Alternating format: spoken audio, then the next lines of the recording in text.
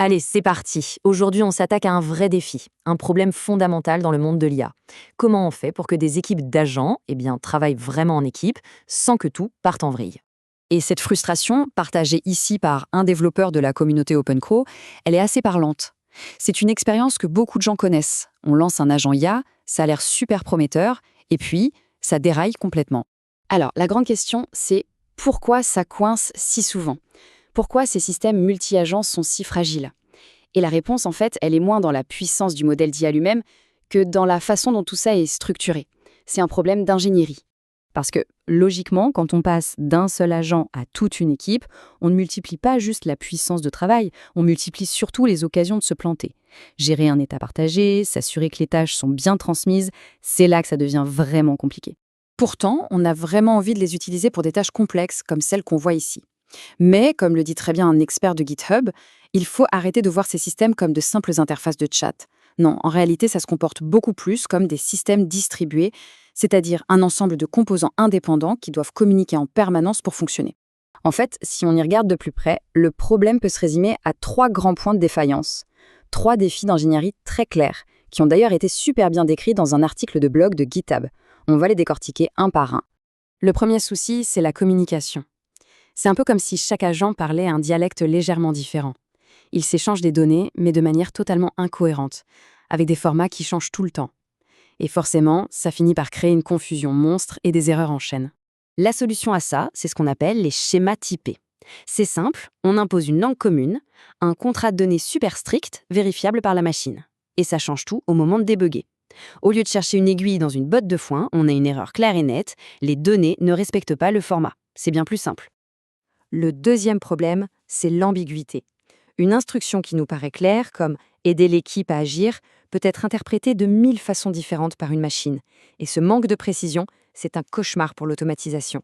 Chaque agent va comprendre un truc différent, et le résultat, c'est le chaos. Pour régler ça, on utilise des schémas d'action. L'idée, c'est de limiter le champ des possibles. Au lieu d'avoir une liberté totale, l'agent est obligé de choisir sa réponse dans une liste d'actions bien définie, bien structurée. Du coup, sa décision finale est toujours l'une des quelques actions valides et attendues. Plus de place pour l'improvisation. Et enfin, le troisième point de défaillance. Même si on a de super schémas pour les données et les actions, si rien ne force leur application, ça ne sert à rien. Avec le temps, les bonnes pratiques se perdent, chacun commence à faire un peu à sa manière, c'est ce qu'on appelle la dérive des conventions, et ça mène tout droit à la panne.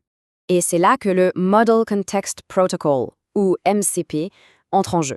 C'est la pièce finale du puzzle. Voyez-le comme un gardien, un contrôleur à l'entrée. Il valide chaque interaction avant qu'elle ne soit exécutée. Si ça ne respecte pas les schémas, ça ne passe pas. Point. Ça transforme les bonnes intentions en règles de fer.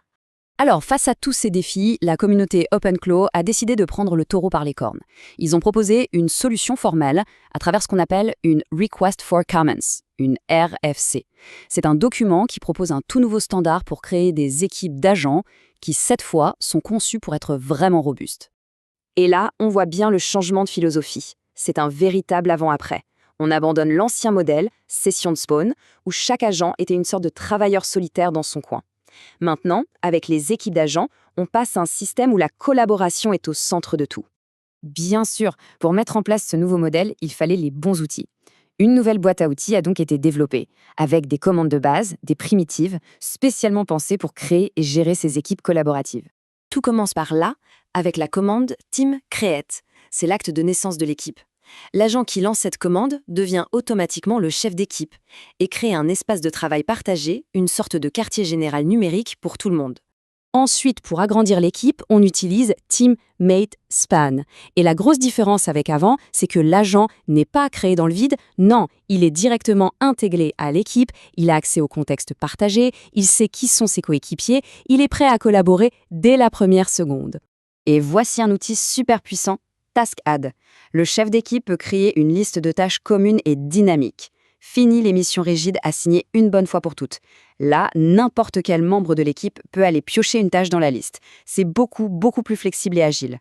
La RFC introduit tout un vocabulaire, des concepts clés qui structurent vraiment la collaboration. On a des rôles clairs comme chef d'équipe ou coéquipier, des outils comme la liste de tâches ou la boîte de messagerie. Tout ça fournit le cadre nécessaire pour un travail d'équipe qui soit enfin efficace.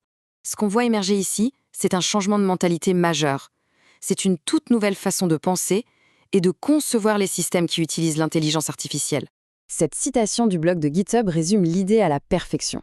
Le changement est simple, mais il est puissant.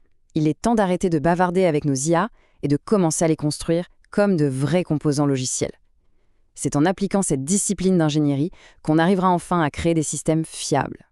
En résolvant ce problème de coordination, on débloque un potentiel énorme. Ces équipes d'agents vont pouvoir s'attaquer à des problèmes d'une complexité qu'on osait à peine imaginer jusqu'ici. La vraie question, maintenant, ce n'est plus de savoir comment on va le faire, mais bien qu'est-ce qu'on va construire avec cette nouvelle puissance.